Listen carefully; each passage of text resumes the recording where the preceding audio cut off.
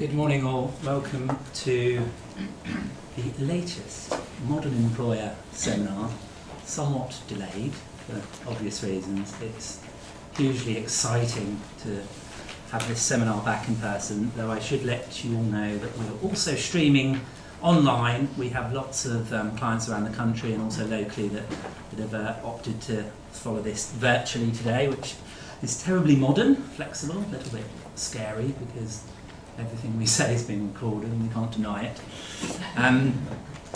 Thank you so much for coming, those of you in person, particularly in this week of all weeks. Conscious that you've used our precious fuel to come and see us. As a gesture of our thanks for that, when you leave here this morning, Lease will cover your car parking for those of you that drove. If you go to the customer service desk, you'll get your car parking tickets stamped, and that's on us because we do appreciate you using vital fuel to come and talk to us. You're all nicely spaced out. We picked this venue rather than our usual venues to give ourselves a bit more room, and when we booked this seminar, obviously social distancing was at the forefront of our minds, and hopefully the venue will work for all of us. It's our first time here. Briefly, I just want to introduce our speakers today. I'm one of them. I'm Dan Chapman, head of the employment team. Most of you know me, some of you do not.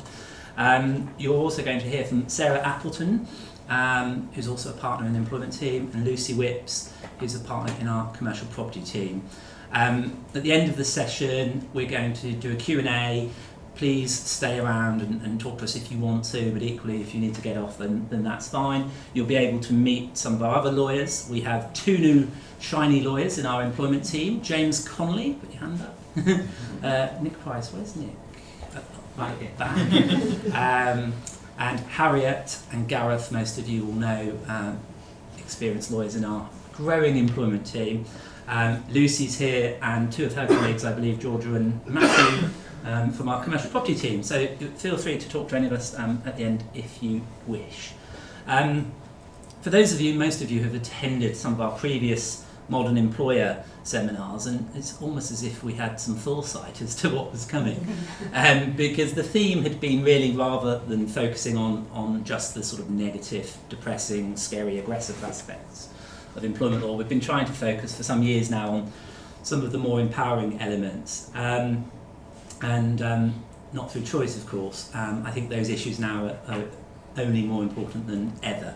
And so today we're going to talk about some of the issues that we think you might need to deal with going forwards in terms of flexible working, how to respond to the demand that you may have.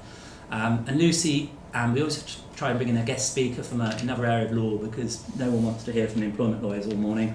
And Lucy's going to touch upon some of the possible property issues. Before I hand over to our first speaker though, I need to mark the significance of today, September the 30th, 2021. I'm not sure if you're aware, but today is the end of furlough. It's a sad day. Back in March 2020, Mr. Sunak stood up in Parliament and uttered a word that none of us had ever heard of. It didn't exist. I've since worked out that he studied in America, which is where he discovered the phrase. And I don't think anyone in Cabinet was brave enough to tell him that it didn't exist in England. So I just want to say a little prayer. Dear Rishi, hallowed be thy name. Please promise me to never make the law up, ever bloody again. Amen. And yours.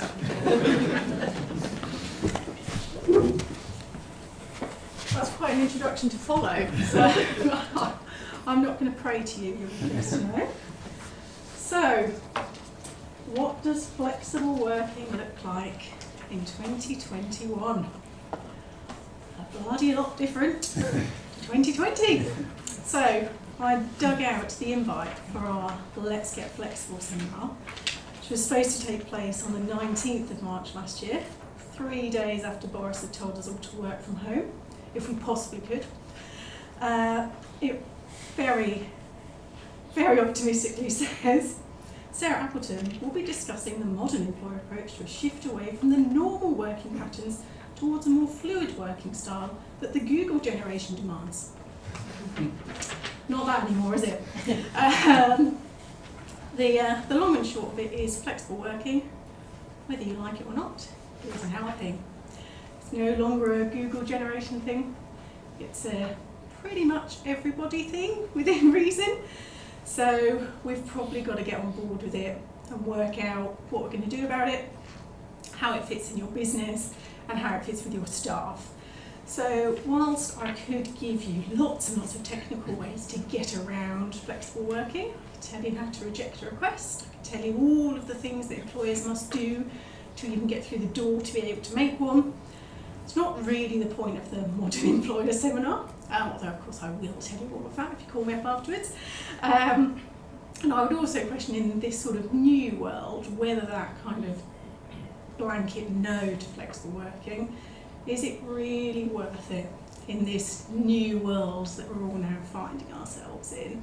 I suspect in some cases yes, but I also suspect in lots of cases probably not. If you're that employer that just says we don't do any flexible working at all, probably not going to get you very far with staff recruitment, retention moving forwards. Now, I've spoken to a few of you this morning, and the general feeling in the room seems to be that employers at the moment are tricky. They want more, they're more grabby, was the term we coined this morning. And someone in this room said that at interviews they almost felt like they were being interviewed rather than the other way around. And flexibility, as I said, is a big, big part of that. So what I'm going to do, hopefully this morning, is not frighten you too much, talk you through some things to think about, but with the headline that really, certainly the view of the employment team is that flexibility has to work for both parties. So it's not saying yes to everything the employee wants. Again, you can do that if you like, but every certain business longer term might struggle from that. But to kind of get that balance, to try and keep everybody broadly happy, and ultimately be a shiny modern employer. This comes with the massive thing to remember this morning. Contrary to pretty much everything you've read in the news over the past fortnight, there is no legal right to work flexibly. I'll say it again, there is no right. It does not exist. That is also not what the consultations are, which I'll very much bore you with later. That's not what the consultations are about. No one has that right to say, I want to work from home all the time. Yes, I can, apart from when Boris says so. But thankfully, that's all gone. So, types of flexible working. So the obvious one at the moment is work from home. That's not the only type of flexible working. Obviously, I'm sure you all know that. But at the moment, it's probably quite easy to forget that there are lots of different ways to work flexibly. So apparently there's a laser on this, but I don't know how to use it, so I'm just going to be old-fashioned and point. Hybrid working, that one on the end. This is, again, another new term which has sort of evolved over the last year or so. I've Googled it. It means various remote locations and the office. So a bit in the office, a bit at home, a bit on the beach if you're feeling really, really generous. Part-time, term time, obvious. Core hours or staggered hours, so that's if your business, say you're a sales business and you know you're going to get hold of people between 10 and 2, they would be your core hours, and you might have some people come in from 7 till 2 and some people come in from 10 till 7. Job share is obvious.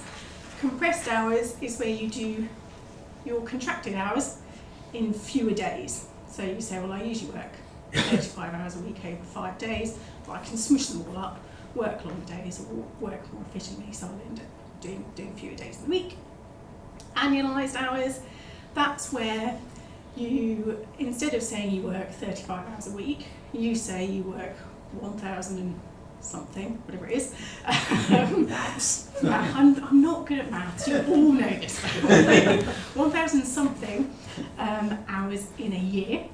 And then once you've done those hours, anything over that is overtime, effectively. It works well in businesses where sort of demand fluctuates, so hotels use it a lot. home working, I'm not going to bore you with that, and ad hoc flexibility, which is that one right at the end. So that's the kind of thing where an employee says to you, I'm having a new dishwasher, can I work at home today? Or I want to go to a boozy party in the evening and I need to get ready, can I work through my lunch and leave an hour early? I want to swap shifts with someone. All of that is flexible working, which is easy to forget at the moment. And I'm sure loads of you, probably everyone in this room, did that before the C word, the COVID one. Even if informally. You might not have realised it, you might not have publicised it, you might not have had a policy about it, but you probably did it. And it's kind of remembering that you all do this already. So even though there's so much pressure on employers right now to tell people what they're doing about flexible working and publicise it and have big shiny policies about it, it might be as simple as working out what you were doing before March last year, seeing if that still works for you, albeit with some tweaks, and then using that moving forwards. So, benefits of flexible working. So employees, lots of them really probably do expect it now.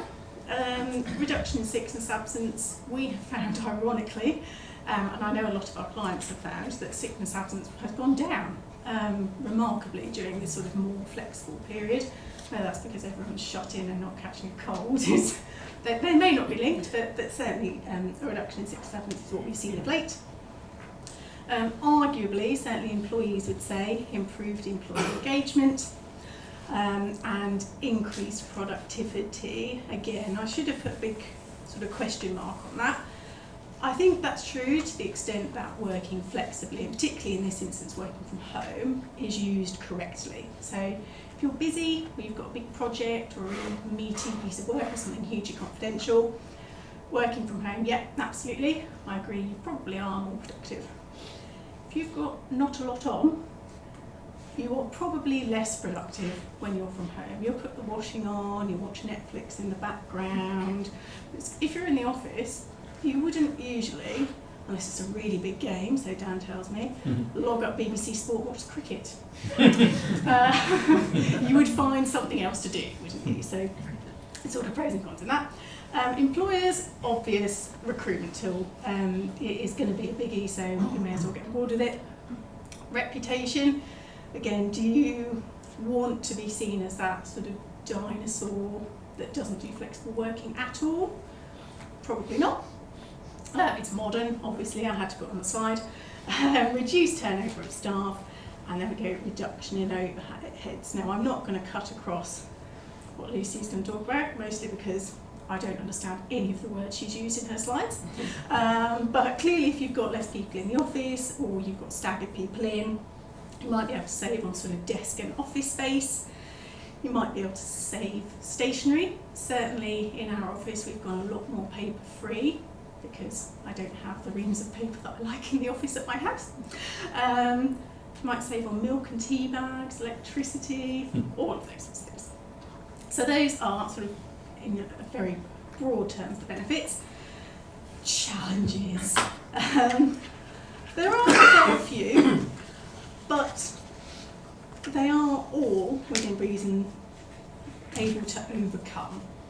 So starting at the top, mobile burnout. There's been a study that came out in August, I think, that says there is an epidemic of hidden overtime, which employees who've been working from home or who have been working on slightly different hours don't switch off. And they're always on their emails and they're always on their phones.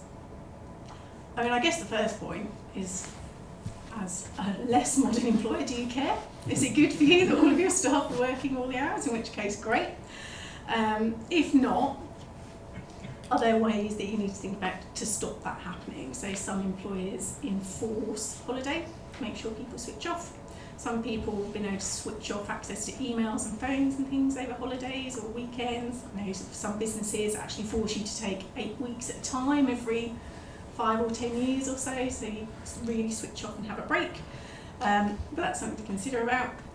IT security, all of the usual stuff. GDPR, which please don't ask me about. Alex is gone, he knows about GDPR. But having papers at home, data security, obviously if someone's at home or working weird hours, they could be snaffling things away from their office, taking client or customer data, in theory. Employee environments. My trainee came up with this one and I really enjoyed it. Having dogs or kids or inappropriate posters in the background of Zoom meetings. I don't know what posters they are, but I can't really see them. But clearly, we need to deal with those. I mean, that one's fairly obvious. Just tell them not to have any of those things. Client and customer expectations. That's a biggie. And I'm sure you've all found, because everyone's been working over the last 18 months or so, it's not just been working from home, it's been working around children, it's been working around going and queuing up for that test 3 times a month. It's all of those things. I mean, people have worked differently, so they've logged on at 6 a.m. because they know their child wakes up at 8, and then they've logged on again at 5 o'clock and worked till 3 in the morning. That's not normal. Equally, working from home is not generally, certainly didn't used to be, normal, but clients and customers now have sort of got an expectation that you will, in the main, I'm sure you found this, be a lot more available than you were before, or they'll send you an email at 10 a.m. not realising that perhaps actually your working hours are now 11 a.m. till 7 p.m. So it's really the solution to that, if you're going to have all of those things in place, is just be clear. So one of my clients has an email footer, which is a really nice idea that says, I work flexibly, I don't have normal working hours, I might email you at 3 a.m, I don't expect you to. Or if you've got set hours which are slightly out of the norm, just put them on the bottom of your email footer or whatever literature you've got on your website, just so people kind of know what to expect. Productivity and team ethos. So those tend to be the biggest things that I hear from my clients. Is if we've got someone particularly at home all day, how do we know what they're doing? How are we being a team? How are we all staying together? How do we know that they're not watching Netflix all day? And actually I was speaking to someone in this room actually who made the very great point that you're on a Teams meeting, you're on a conference call. How many of you sent an email, looked at Instagram, sent a cheeky text when you've been on one of those meetings? Go on, hands up, be honest. I have. Pretty much every single one of you. Well, when would you do that in an in-person meeting? Probably not. 2, do you think that promotes a team ethos? If you're there looking at Kim Kardashian's Instagram and everyone else is talking about the new flexible rules? I have done that, I'm not going to lie. Are you concentrating? Are you being productive? Are you listening to that fantastic point that James made? Or are you thinking that your washing machine's just beeped and you should probably get that out? Probably not. So those are all of the challenges. And there are a lot, I appreciate that, not meaning to scare you. The solution actually is relatively simple, and that's management. Sorry, I'm sensing that you hoped I was going to give you something more magical, but it really is management. So, if Lucy sat in a meeting with me and started scrolling through Instagram, I would call her out on it. I'd ask her not to, after showing me the pictures, obviously. If someone's never responding to emails, or if you think that you've got a shady employee who might be lifting your data, you would be looking at that employee more closely, you'd be checking in with them more often, you'd be taking all of those steps on the ground in the office, and it actually shouldn't be any different because they're not with you. You just have to manage them in a slightly different way, maybe on Teams, as long as you're not Instagram. So, practical considerations, which kind of runs through with what I've just discussed. So I'm going to whiz through it relatively quickly. It's all fairly self-explanatory. Pay is always the biggie. Obviously, if someone reduces their hours, they would usually expect a reduction in their pay accordingly. You certainly don't have to maintain someone's pay for working fewer hours. Lots of businesses, certainly those that have London bases, in fact 68% of employers are considering cutting London allowances for their staff that work at home, or other sort of travel allowances and bonuses and things. And again, as an employer, if someone comes to you and says, oh, I want to work from home all the time and I don't want to travel, and they're getting a travel allowance or are waiting for being in the office or a company car, whatever that might be, it is a negotiation. It's absolutely in your gift to say, that's fine. You may be able to accommodate that, but what comes with that is you are losing the additional that you used to get. It is totally fine to do that if you want to do that. The real biggie that I wanted to sort of touch on this slide is differences in workforce. And I guess this is the thing to kind of remember. All of those various types of flexible working that I bored you with right at the start will not, or very rarely work across a whole workforce. So if you've got drivers or people who work in a warehouse, they cannot work from home. It's not going to happen. Equally, doctors, for instance, cannot work compressed hours. They can't do their jobs in a shorter time period because they have to be there to do their jobs. So it's very easy to think that you need to have a blanket approach to flexibility across your workforce. You absolutely do not.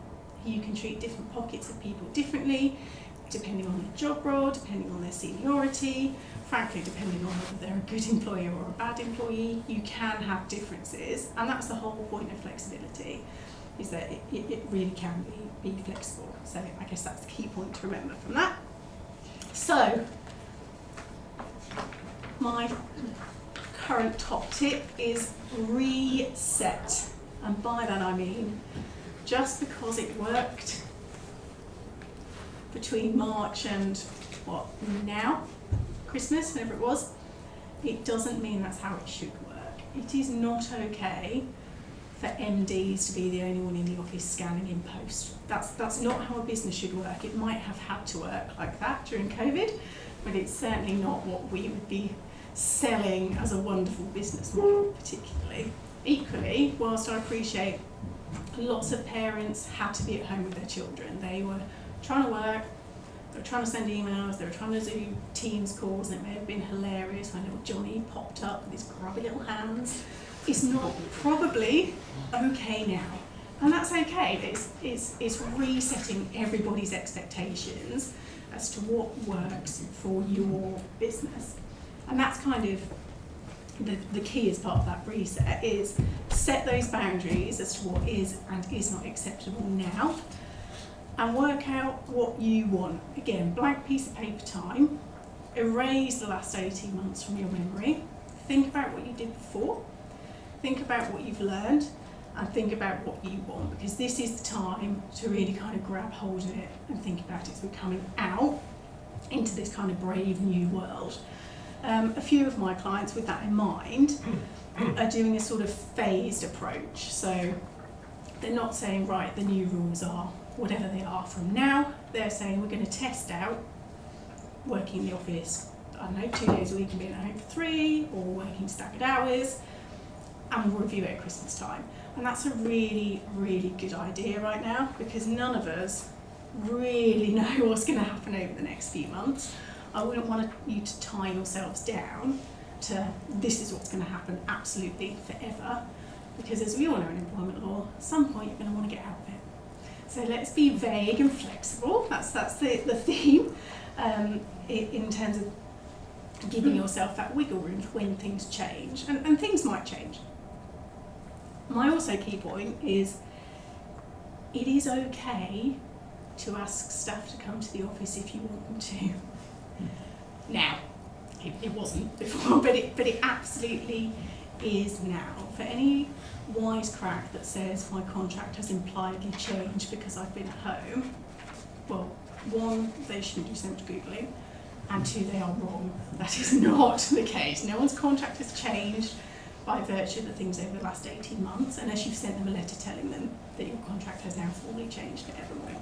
So if you want to call people back in, if you haven't already, call them in. Lots of businesses are enticing them in. I know a business that does Sushi Tuesdays. Why sushi and why Tuesdays? I'm not entirely sure. But they give out free sushi on a Tuesday to encourage people in. They also do like open bar on a Friday night. Now you don't need to do anything that dramatic or frankly expensive if you work at Leeds Prior. Friday night bar bill. But you could do lots of little things. So you could have, I don't know, I'm trying to think of something jazzy. Bacon roll Monday or Kit Kat Thursday. Just something little to try and get people back in if that's what you're struggling with. And once you've worked out what you want, of course I had to do a bit of law. Have a policy! More than the, if you make a formal request, we'll hold a meeting within 3 months. Not that. That's what pretty much, probably all of your flexible working policies look like right now. Probably a bit old-fashioned now, and certainly not modern employer. So actually I'd cross out that word policy and say framework, and set out what you want and what those parameters are. So is it you can work from home for X days a week? Is it we don't care when you work as long as you get your work done? Is it as long as you do your core hours, you can do everything around that? Whatever it's going to be, set that out, set out the expectations, and set out how they get that. So some employers will say, okay, just do it. You don't need to tell us. Just as long as you fall in with that policy, off you go. Some employers will say, these are our broad parameters. If you want to work like that, you need to come and have a discussion with us. We'll work out whether it works for your role and your area of the business. And then if it works for everybody, we'll do that.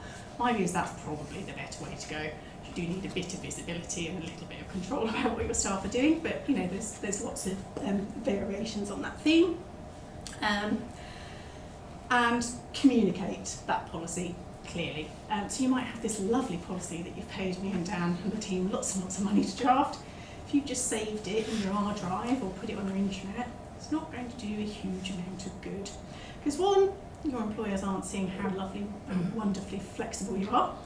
And so all of the goodwill you get from being flexible and thinking about it, you've lost already. Also, no one's going to use it. So communicate it, try and keep everyone happy. So, dealing with those requests, assuming that you take the approach of you at least need to sort of tell us vaguely what you're going to do. Informally, they might come, so on the grapevine. I'm really enjoying that picture. I'm not entirely sure why those two are quite so close. Probably not that kind of grapevine.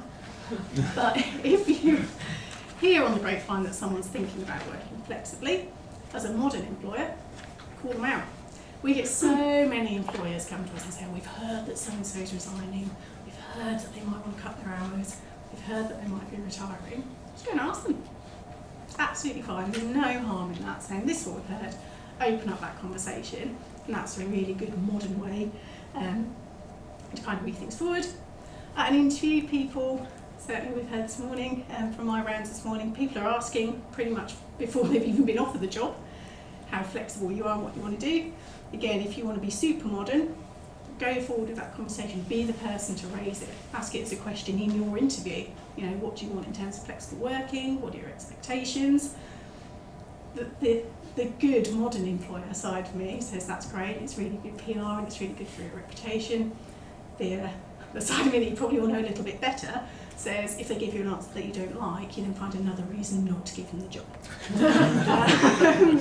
Yeah, there's a very, very self-explanatory, so I won't go through that. Formal application process, I'm really not going to bore you with this one, you all know how it works. They have to apply in writing, currently they need 26 weeks service, then you have to have some meetings, then you either grant or reject the request on one of these 8 rather vague reasons. You can always reject a request on one of those reasons. We've got very good at shoehorning them in, and then they can appeal if they don't like your outcome. That's kind of it. My view would be perhaps, as our modern employer, with our modern employer hat on, does it matter whether it's informal or formal? Maybe not. Obviously, if you get a formal request wrong, the consequences might be a bit worse in that you could end up in tribunal.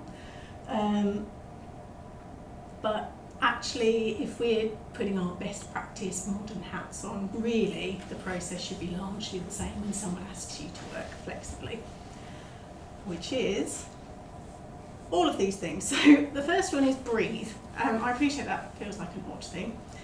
In my experience, whenever my clients call me and say, so-and-so wants to cut her hours or work 3 days a week or work from home, it's never a positive reaction. Because businesses immediately think, oh my God, this is a nightmare, I clearly can't do that, how dare he or she, clearly he doesn't need to leave early to walk his dog, and swear words ensue. So, breathe, don't respond instantly. That would be my first tip. You say, yeah, let me think about it, sleep on it. Don't have that knee-jerk reaction because it's very rarely the best one to have. Consider alternatives to whatever that staff member wants. So it might be a trial period, it might be time limited. Particularly at the moment, we can easily say, well, it's time limited until January because of COVID, school situation, changing situation, whatever that might be. And I'd say creatively, so don't be scared. Lots of businesses are a little bit frightened of flexible working requests because it's usually, or historically, it was always from women with children, and people are frightened with women with children in an employment law world. Oh, I'll put my teeth in a minute. They're not that scary really, as long as you act reasonably and how you would want to be treated. So if you think, actually, well, that's not going to work, but I've got a better idea, absolutely go forward, suggest those solutions with them, and communicate all the way through. Before, during the process, once you've agreed what it's going to be, set out those expectations very, very clearly and communicate throughout. And if it's not working, speak up, because there's no point just letting it run and everyone gets unhappy. Very, very quickly, before I hand you over to Lucy, what does the future look like for flexible working? Well, don't know. To be honest, I think it's here to stay. I think lots of people will want it. I also think there will be, despite the consultation that the government has published this week, perhaps more of a swing back to what it was before than people think right now. We've already seen it in some employers sort of backtracking from very grand statements last summer saying no one's coming back to the office to now saying actually everybody is. Employees might want to go back, government might bring in new policies depending on how things pan out in the first year. So don't enslave anything in your contracts, that's my lawyer hat. Don't put anything that you don't want to be held to forever. And then last thing, yes, there's consultation. It's not as sensational as the headlines make it out to be. There will still be no right to work flexibly. Interestingly, in 2019, apparently there was going to be a proposal that employers couldn't say no. Thankfully, that is not being proceeded with. So they are consulting only, really on making flexible working a day roll and right, which means you can make that formal request on the first day of your employment. If you're a shiny modern employer, it's going to make absolutely no difference at all. And that is a very, very quick run through flexible working in employment. Now Lucy's going to use some words that I don't know what they mean.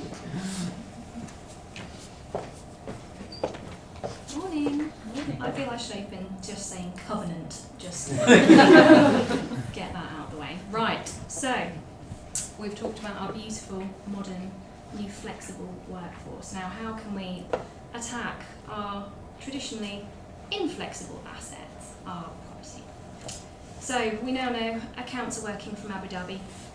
Our shiny new premises that we got in 2015 might not be quite so fit for purpose anymore. So what options have we got to take this forward for our new business, for our new looking business? So a lot of how we tackle this will depend on how critical your business premises is. Is the goodwill of your business in your address, in your bricks and mortar? Is your industrial premises the beating heart of your business? Or is it something that's a bit dispensable and could be shuffled without undue problems? Ooh, wrong one. There we go. So we're going to have a little trot through some different options to give you some flexibility. So first one, we're going to look at alterations to your leased property. So you let your premises, we're thinking a bit of changing rooms action could make it work much better for you going forward. Perhaps we want to take out some walls, make more communal working spaces, take out some offices.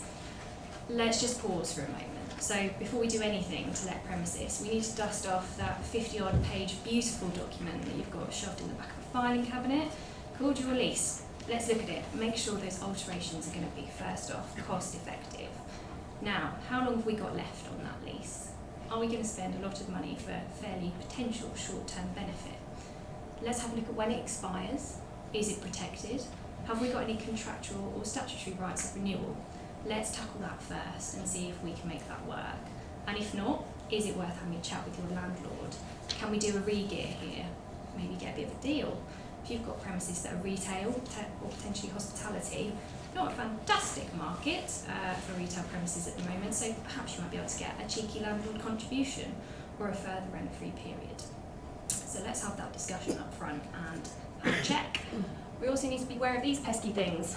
Landlord breaks.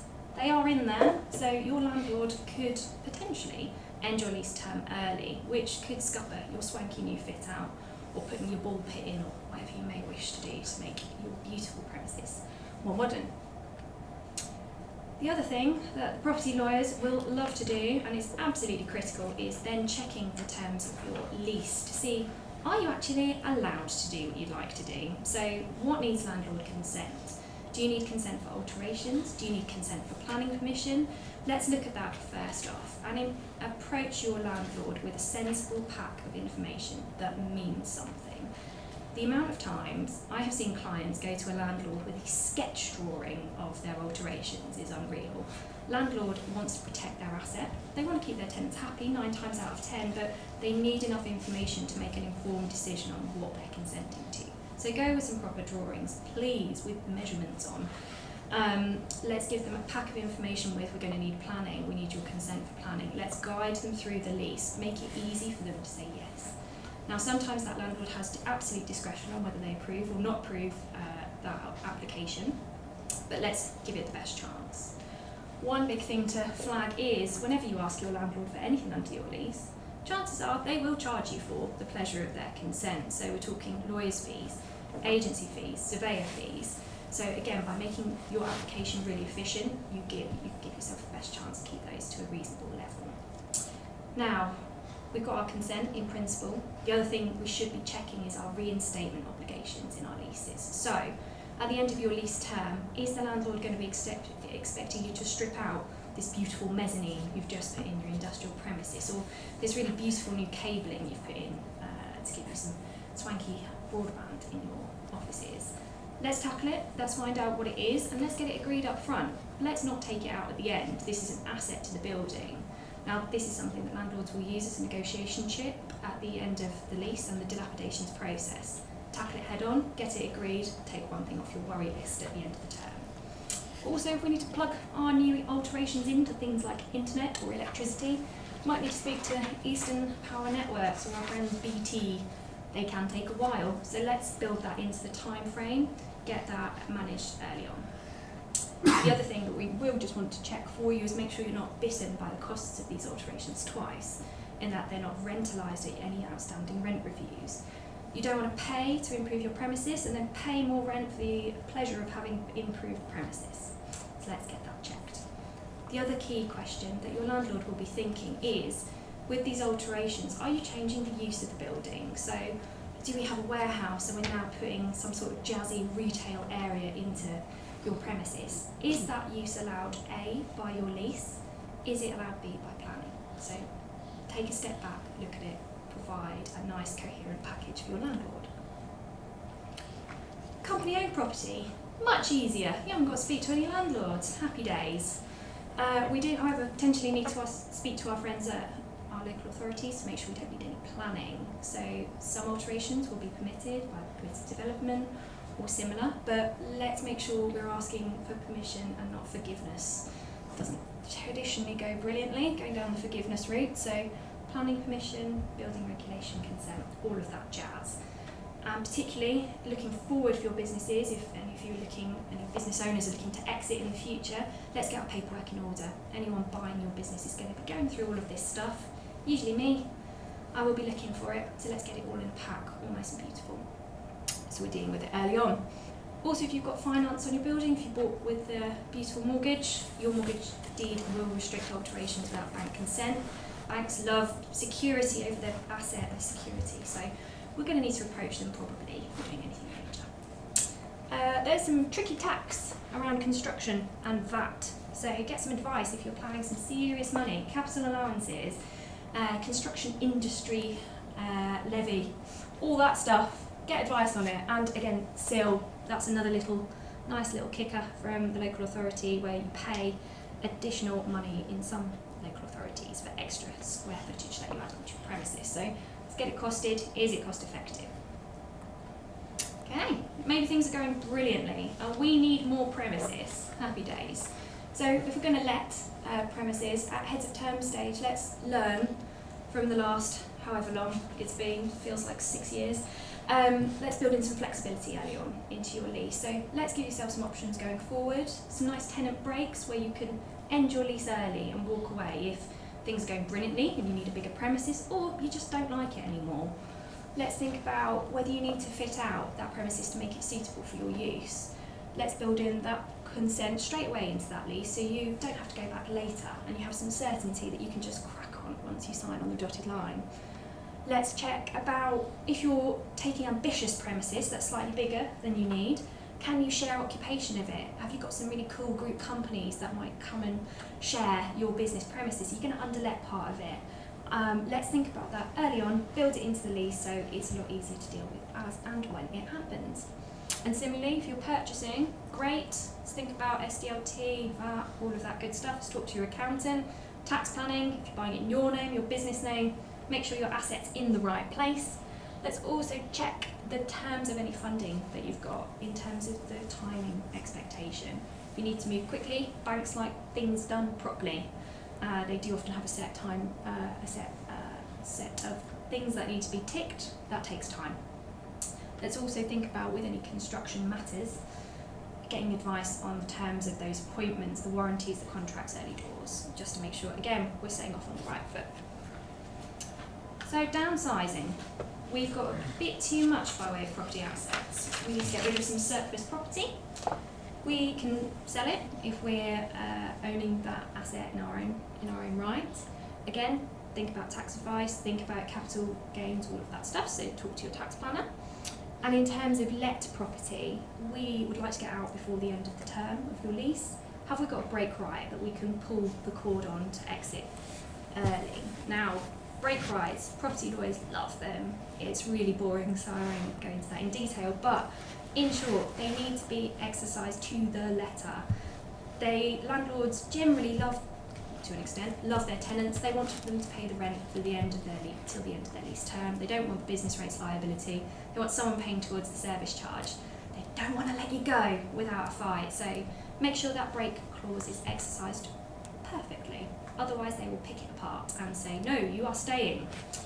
Let's see if we can, if possible, tie in exiting property with any new leases that you're taking to limit the amount of time that you've got two properties on the hook, so you're paying rates, all of that good stuff.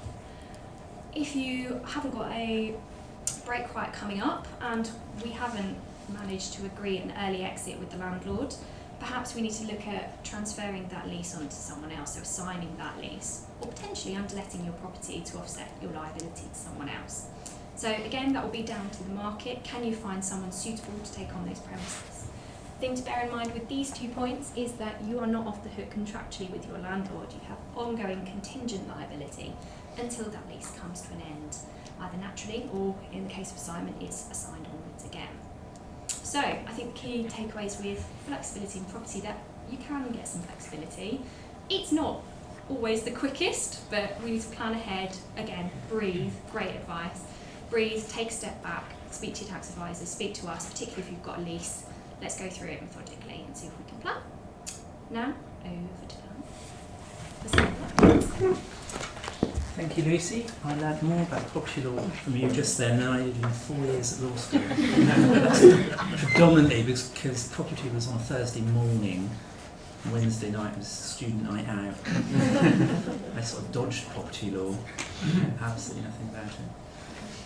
So, I began with our prayer to Rishi, and as I said, it's the end of furlough. In the legal update that we always end these seminars with, I wanted to talk about a couple of the recent tribunal authorities, because we're starting to get now judgments coming through from what we call COVID cases. And in some respects you might think, well, furlough's sort of done now, so it doesn't really matter. Well, it will matter if you have any existing claims.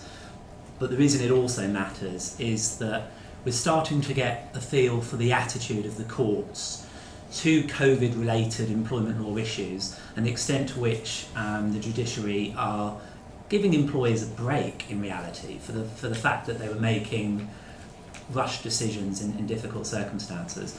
And because, as we indicated in my prayer, there was no actual law behind any of this for much of the time.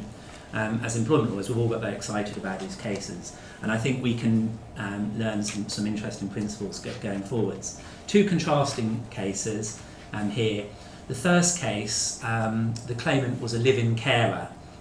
It was a care business who provided live-in carers. And when COVID struck and lockdown struck in the early days, they were not able to offer live-in care to their clients. So the employer made the claimant and a number of people redundant pretty quickly on the basis that we just have no work, we're in real financial difficulties, we have no idea when we'll be able to provide live-in care again. The employee said, well, hang on, furlough me. And the employer didn't want to do that because they were concerned about when the income would start coming back. So that employee was made redundant and succeeded at tribunal on the basis that the employers had failed to consider furlough, that a reasonable employer in those circumstances would have furloughed or certainly considered furlough in detail. And although there was a cost in furloughing, because as I'm sure you can all remember, it wasn't as free as employees would have you believe. You still had a contribution, various degrees of contributions throughout the process. You had NI, you had holiday pay, but the tribunal in this case said that the reality is, had they have furloughed, it wasn't too long down the line until live-in care might have been possible again. So that was an unfair dismissal. Quite an interesting decision. In the second case, the facts on the face of it were similar, but this was a business, one of these businesses where they take little planes up into the sky and do flying lessons and sort of corporate flights and things like that, amateur pilots, etc. And in the early days of COVID that business knew that it was not going to be anytime soon that they could be taking people up in the air in small little planes. There was no ability to social distance. It also wasn't going to be anybody's priority. And they considered furlough, but they reasonably took the view that there was no prospects of them being able to take any money from customers for the rest of the year. And therefore, they made a redundancy. And the tribunal was satisfied that that was fine, that they needed to cut costs, and that the furlough scheme wasn't going to provide any likely prospect of a solution. So two different decisions on essentially the same issue, which is, did you need to furlough someone, or were you able to make them redundant? And I think when we look forward at the sort of cases that we are going to have in the future, some of you in the room will have these kind of issues now, and you definitely will in the future, which will be the sort of cases around employees saying, touching upon Sarah's talk, employees who will be saying, I want to work from home and resigning because that's not allowed, or issues over vaccination, which I'll come on to.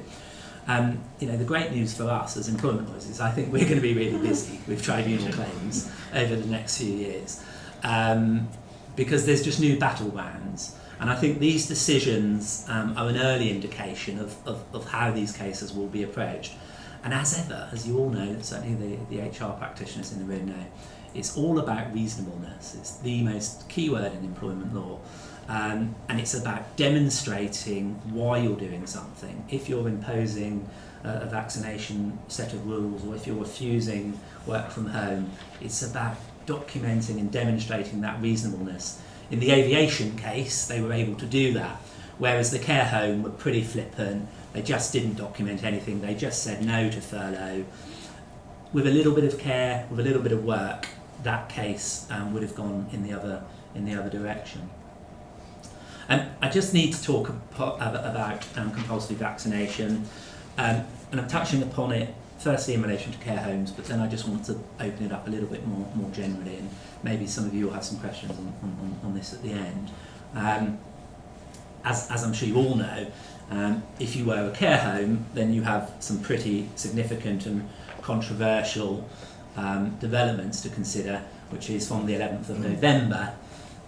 Nobody's allowed to enter a care home other than the service users themselves unless they've been double jabbed, or there's certain exceptions, emergency exceptions and urgent maintenance. But the general principle, as you all know, is essentially that anybody going into a care home has to be double jabbed unless they have clinical medical reasons for not being so. Don't ask me what those clinical medical reasons are, because the government don't know.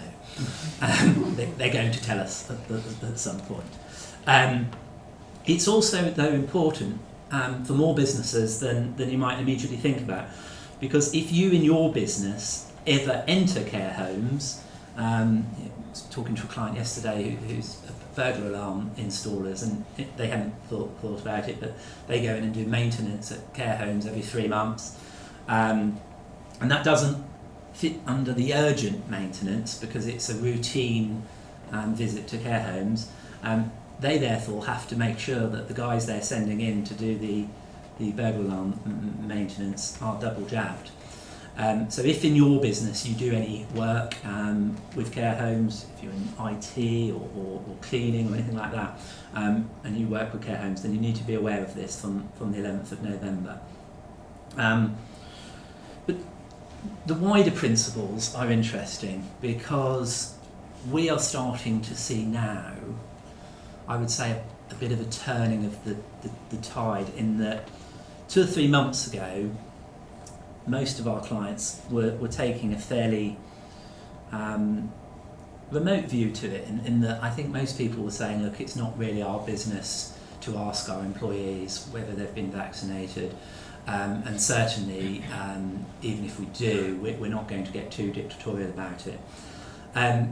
As the weeks are passing, and I don't know if this is your experience, but we're starting to sense more and more businesses are saying, well, hang on, actually, we really do want to know if our employees have been vaccinated, and we're getting increasingly uncomfortable about those that have not, and we're getting more and more questions about that. And whilst the law is at the moment that care homes can demand this double vaccination status, I think that where we're going to end up is, again, the magic word, reasonableness. If you as a business feel, as part of your risk assessments, that it is reasonable as a way of protecting your workforce or your business or your customers, that you need to be taking a fairly assertive stance on this, don't rule that out. It is possible. One client I'm working with at the moment is in a warehouse environment where social distancing is completely impossible. It's a reality that it's impossible, and people are working very, very closely together, and they are now wanting to take the approach that all employees must be double jabbed unless they've got a medical exemption, and working that through with them and their risk assessments and their reasoning for it. In that instance, I think it may well be legitimate. So it's something to be aware of, and as we get into the winter, let's hope it's not an issue.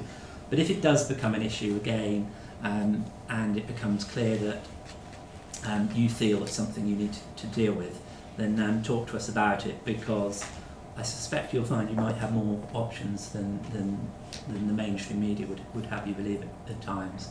I mentioned on the slide the issue of the booster jab, which of course at the moment we don't really know a huge amount about, but I suspect that will throw up a new wave of issues, with employers wanting to know not just whether people have been double jabbed, but whether they've taken the booster jab if they're eligible for it.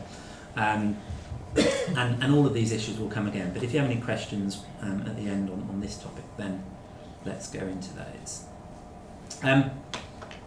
In the midst of COVID, as if dealing with COVID and all of the COVID-related issues wasn't enough, the government snuck in some lovely new legislation. It was supposed to come in April 2020. They did at least give us a year's grace, and they kicked it back 12 months.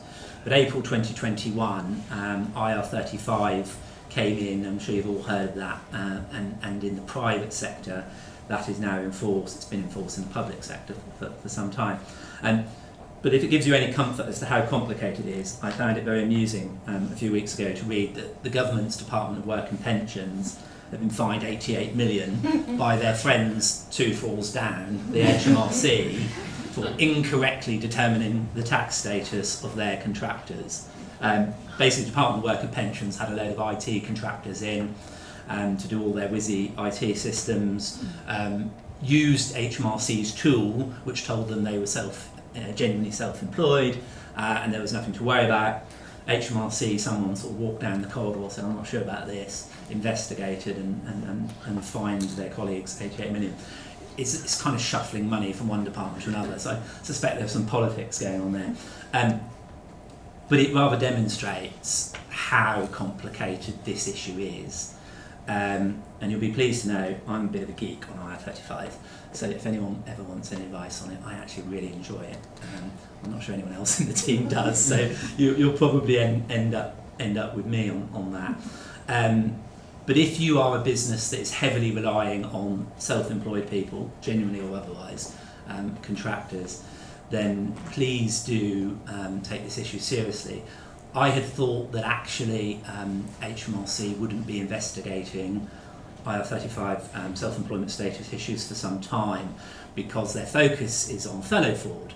And indeed, we're told, 1,200 people employed to investigate fellow fraud in the HMRC at the moment. And I had thought, in view of that, IR35 would take a back seat. But actually, we've seen in the last 2 weeks a number of clients get letters to say they're having a compliance visit on IR35 coming up in the next month or so. You normally will get a letter telling you that they're coming, but they don't even have to do that. They can just turn up. So if I haven't scared you enough, then sorry. Going back to flexible working, this is a key case and probably a good place to end the update. Very recently, you might have heard about it in the papers because it managed to pick up a lot of press. And this links back to how we need to deal with flexible working requests, formally or informally. So Mrs. Thompson was working in a sales role, a senior sales role in London, in a very posh estate agency in London. She worked there for 2 years or so, announced that she was pregnant, and she made a flexible working request to work 4 days a week before she came back from maternity leave instead of 5, and she said, I need to leave work at 5 p.m. instead of 6 p.m. Due to the nursery hours and needing to pick her daughter up. The employer said not possible, and was pretty abrupt in the way in which they dealt with the request. But their justification was that we're open till 6 because a lot of our clients, they finish work in London at 5 o'clock and then they pop in and see us on their way home, and we do a lot of business between 5 and 6. And you're in charge of our sales aspect of our business. It's not possible for you to disappear at 5 and leave your colleagues sitting there till 6 o'clock. So she resigned and sued for, actually just ticked every single box on the claim form and sued for everything under the sun, as one does. And whilst the employer got home on certain elements, the tribunal held that the way in which they had dealt with the flexible working request amounted to indirect or sex discrimination, that they hadn't really proven or grappled with the issue, that they didn't believe they couldn't really have accommodated the request, They didn't really believe it was going to harm the customers if she wasn't there at 5 o'clock. They didn't really believe that her colleagues couldn't cover between 5 and 6, and that the employer had just said no because he was just pretty annoyed, firstly, that she'd gone off on maternity leave in the first place, and secondly, that she'd had the temerity to ask to reduce her hours on her return. And you'll see at the bottom, £184,000 of damages for that decision to reject that flexible working request. And also a lot of reputational damage, because she has done a very good job of making sure that every single newspaper and TV channel has picked her story up. And so the legal costs, damages and reputational damage has been absolutely significant. But going back to what Sarah said, actually, had they have taken legal advice, thought about it, they probably could have rejected her request with a little bit more sense, with a better letter, a better process, a better appeal process. They could have done some proper research on the stats, the data, and demonstrated why for their business it wouldn't work, rather than just say, oh, it won't work, customers won't stand for it, colleagues won't stand for it. No. So that rush to judgment there was a very expensive one. So, crystal ball time. We always like to think what's coming ahead in the next year or two of employment law. Difficult to predict what the government priorities will be. We know that the flexible working day one right is being consulted about. I think that will probably almost certainly come in, but as Sarah rightly says, it doesn't really mean a huge amount.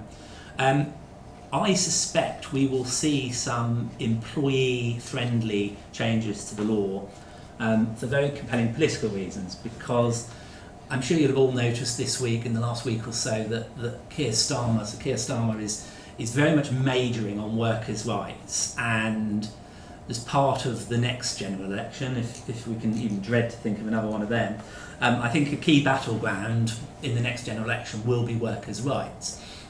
And part of the Labour Party manifesto is likely to be day one protection from unfair dismissal, whereas of course the law at the moment is 2 years. And I wouldn't be surprised at all if the Conservatives will seek to take some sting out of that by getting on the front foot and making some changes of their own first, to rather dampen perhaps the attraction of what the Labour manifesto may be.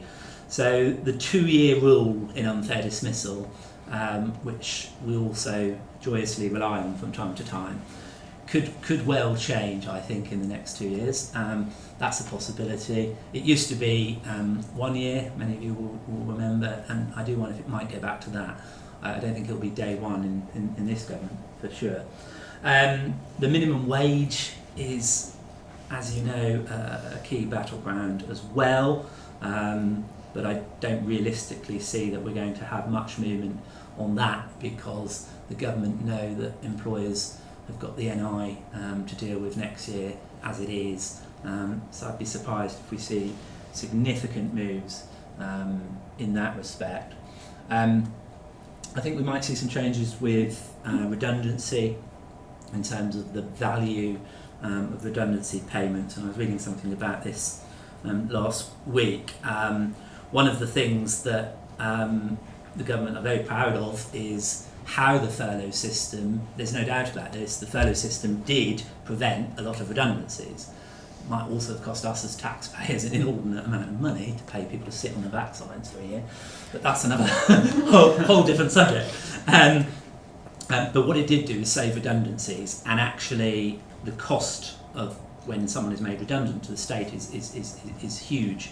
So I think the government are quite excited now about the idea of making redundancies less appealing for employers, and one way you could do that is to make it more expensive to make people redundant, and I think the government are going to want to try and encourage more employers to find other solutions than redundancy. So we may well see some changes in that regard, but let's see at the next seminar we do whether any of those predictions are right.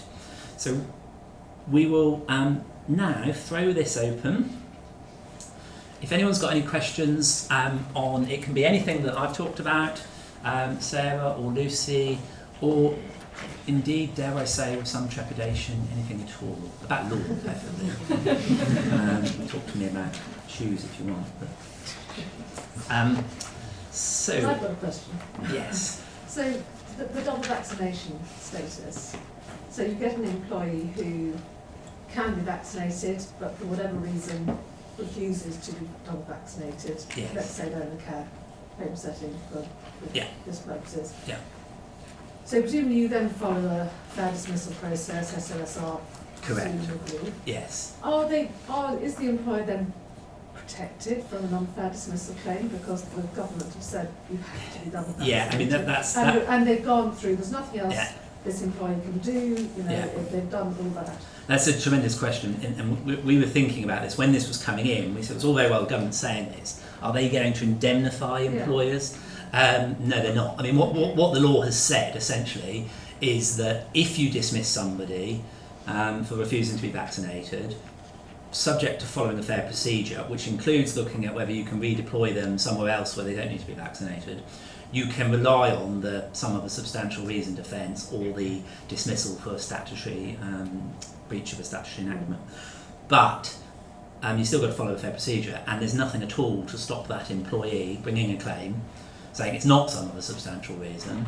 Those claims will come because there are people out there that will be funding those claims to try and establish that this is not fair. I mean, the whole thing is not without huge controversy. So we have huge sympathy for our care home clients because they're caught between a rock and a hard place because they'll probably get sued if they dismiss people. And whilst they ought to be successful, as you well know, defending a tribunal claim is stressful, time-consuming, expensive. It's a really tough one for care homes. Really, really tough. Where does the sort of liability sit? This is flexible working. So someone we have one employer, they work from home, they trip over their cat at home. They're in the workplace. You know, what duty of care do we have? Which is, that's why I don't know if you want to comment on this, but this goes back to your sort of resetting point, because during COVID you had a defence, which is we've just rushed into this quickly because Boris told us to. But you're quite right, and we're saying to a lot of clients now, you're letting people work from home, but have you checked your insurance policy? And one of my clients has checked an insurance policy and has realised that they are only insured for their employees in the workplace or ad hoc working from other sites, including home.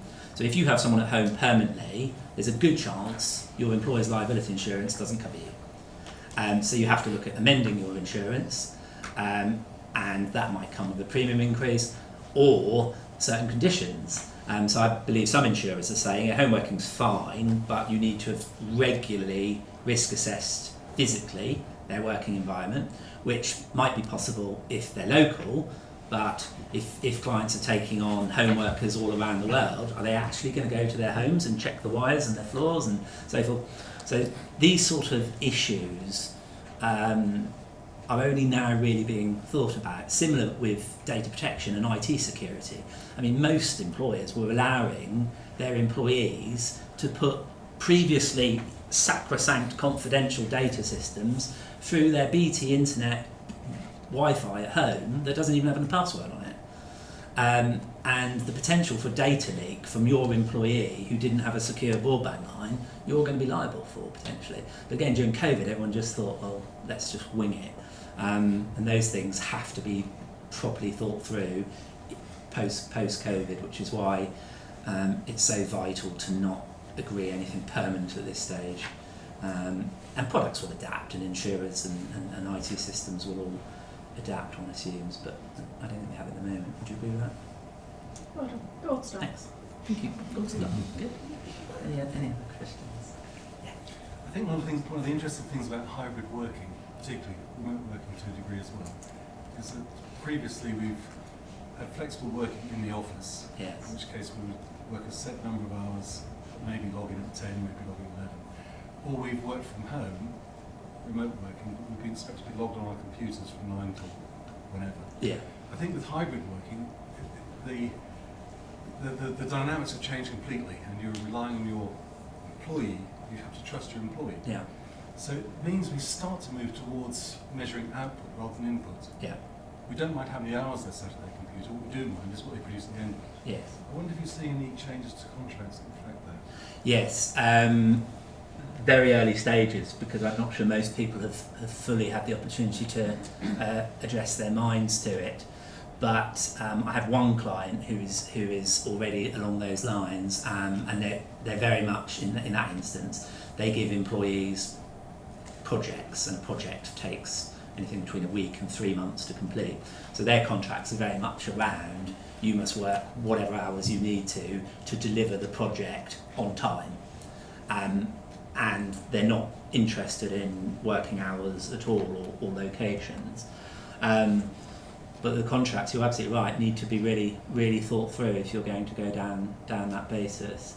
And also pay as well, because traditionally, not always, but traditionally pay has been very much linked to hours. So if somebody wants to work 4 days a week instead of 5, traditionally, they'll earn 80% of the person who works 5 days. But if you're moving to an output-based model, then that doesn't really work. So the whole sort of part-time working thing comes up for review as well.